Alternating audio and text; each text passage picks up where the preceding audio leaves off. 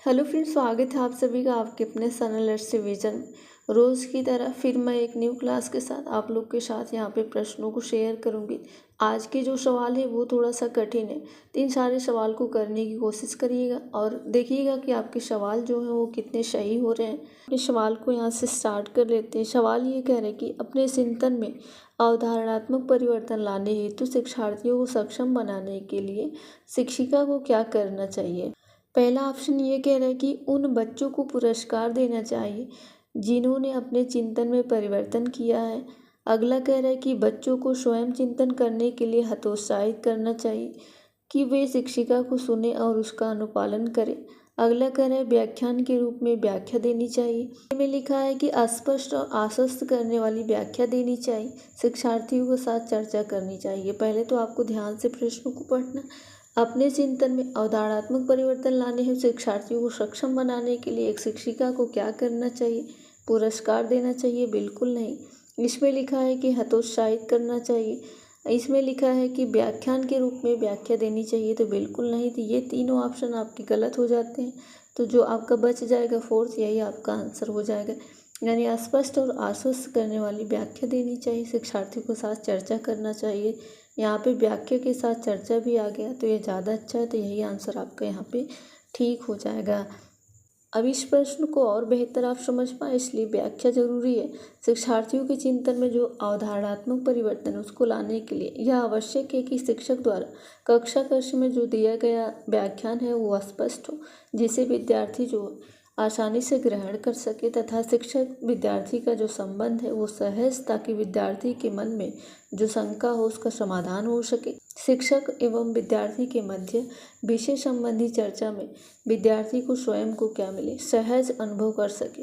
यहाँ पे दूसरा प्रश्न ये कह रहे हैं, प्राथमिक विद्यालय के लिए कक्षा कक्ष के संदर्भ में सक्रियबद्धता का क्या अर्थ होता है। याद करना, प्रत्यास्मरण या सुनाना, या फिर शिक्षक का अनुकरण और नकल करना, या फिर जांच पड़ताल करना, प्रश्न पूछना और वाद विवाद, या फिर शिक्षक द्वारा दिए गए उत्तरों का नकल करना। नहीं, यहाँ पे नकल अनुकरण दिया है, यहाँ पे याद करना दिया है, प्रत्यास्मरण दिया है। तो यहाँ पे आपका सी आंसर सही हो जाएगा, यानी जांच पड़ताल करना, प्रश्न पूछना और वाद विवाद। प्राथमिक विद्यालय के कक्षा कक्ष के संदर्भ में सक्रियबद्धता का अर्थ है कि शिक्षक द्वारा किए गए कार्यों में क्रमबद्धता हो, जिससे कार्यों की तारतम्यता बनी रहे तथा अधिगम कार्य जो है वो सुगमता पूर्वक हो। सक्रियबद्धता का क्रम है जांच पड़ताल करना, प्रश्न पूछना, वाद विवाद करना। तो यही आंसर आपका यहाँ पे ठीक हो जाएगा। इस प्रश्न का आंसर आपका यहाँ पे सी ठीक हो जाएगा। ये आपका यहाँ पे तीसरा सवाल है। इस सवाल में आपसे पूछा जा रहा है कि बच्चे तब सर्वाधिक सृजनशील होते हैं जब वे किसी गतिविधि में भाग लेते हैं। पहला ऑप्शन में कह रहे हैं कि शिक्षक की डांट से बचने के लिए, दूसरे ऑप्शन में ये कह रहे हैं कि दूसरों के सामने अच्छा करने के दबाव में आकर के, या फिर अपनी रुचि से, या फिर पुरस्कार के लिए। बच्चे तब सर्वाधिक सृजनशील होते हैं जब उनका जो है किसी भी गतिविधि में जो है उनका इंटरेस्ट होता है। तो इसलिए इस प्रश्न का आंसर आपका यहाँ पे सी ठीक हो जाएगा। शिक्षक की डांट से बचने के लिए नहीं, दूसरों के सामने अच्छा बनने के दबाव में आकर के नहीं, ना ही जो है पुरस्कार के लिए। सी आंसर यहाँ पे आपका ठीक हो जाएगा। सृजनशीलता का तात्पर्य है नवीन विचार वस्तु, अर्थात किसी नवीन विचार को जन्म देना या किसी नवीन वस्तु का आविष्कार करना सृजनशीलता कहलाता है। बच्चों में सृजनशीलता किसी प्रकार के दबाव, दंड स्वरूप या फिर बाह्य प्रेरणा से नहीं पैदा होता है, रुचि से होता है, इंटरेस्ट से होता है। तो इस चीज़ को ध्यान रखिएगा। सृजनशीलता मुख्यतः व्यक्तित्व रुचि से उत्पन्न होती है, अतः बच्चे तब सर्वाधिक सृजनशील होंगे जब वे अपनी रुचि से किसी गतिविधि में भाग लेंगे। छोटा सा सवाल है जो कि बहुत सारे लोग गलत कर देते हैं। छोटे सवाल को ध्यान से पढ़ना चाहिए क्योंकि बहुत ही आसान होता है। भारत में अधिकांश कक्षाएं जो है बहुभाषी होती हैं और इसे शिक्षक द्वारा किस रूप में देखा जाना चाहिए, परेशानी के रूप में, संसाधन के रूप में, समस्या के रूप में, बाधा के रूप में। ये तीनों बातें तो एक ही लिखी है ना, परेशानी, बाधा, समस्या। संसाधन के रूप में देखा जाना चाहिए, तो यही आंसर आपका यहाँ पे ठीक हो जाएगा, इसमें कुछ है ही नहीं। तो भारत में अनेक कक्षाएं बहुभाषीय होती हैं, अतः इसे शिक्षक द्वारा एक संसाधन के रूप में देखा जाना चाहिए, क्योंकि विद्यार्थी अगर किसी दूसरे भाषा के माध्यम से अधिगम में समस्या का सामना करता है तो उसे अन्य भाषा के माध्यम से समझाया जा सकता है। तो आसान है, इस प्रश्न का आंसर आपका यहाँ पे सी ठीक हो जाएगा। से पूछा जा रहा है शिक्षार्थियों द्वारा की गई गलतियाँ और त्रुटियाँ को आप किस रूप में देखेंगे? बच्चों को कमज़ोर अथवा उत्कृष्ट चिन्हित करने के लिए अच्छे अवसर हैं, या फिर शिक्षक और शिक्षार्थी की असफलता का सूचक है, या फिर उनके चिंतन को समझने के अवसर के रूप में देखी जानी चाहिए, या कठोरता से निपटाई जानी चाहिए? कठोरता से निपटाई जानी चाहिए नहीं, बच्चों को कमज़ोर या उत्कृष्ट चिन्हित करने का एक अवसर देता है, बिल्कुल नहीं। यहाँ पे जो है कह रहा है असफलता का सूचक है, बिल्कुल नहीं। तो यहाँ पे आपका इस प्रश्न का आंसर आपका सी ठीक हो जाएगा, यानी उनके चिंतन को समझने के लिए अवसर के रूप में देखी जानी चाहिए। त्रुटियां हो, गलतियां हो, या अधिगम का हिस्सा होती है महत्वपूर्ण, इस चीज़ को समझिएगा।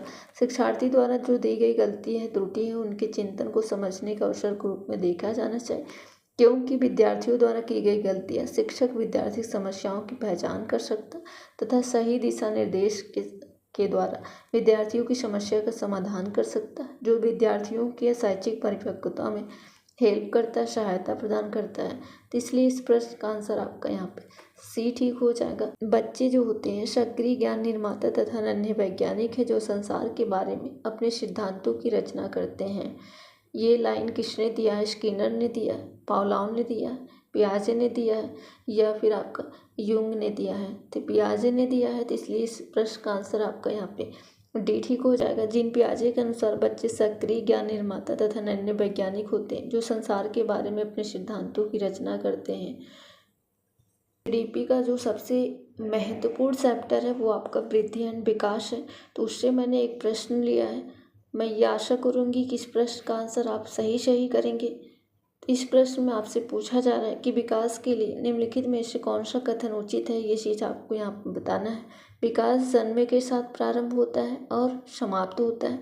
अगला करें कि सामाजिक सांस्कृतिक संदर्भ विकास में एक महत्वपूर्ण भूमिका का निर्वाह करता है। अगला करें विकास एकल आयामी होता है। अगला करें कि विकास पृथक होता है। पृथक नहीं भाई, ना ही एकल आयामी होता है, बहुआयामी होता है।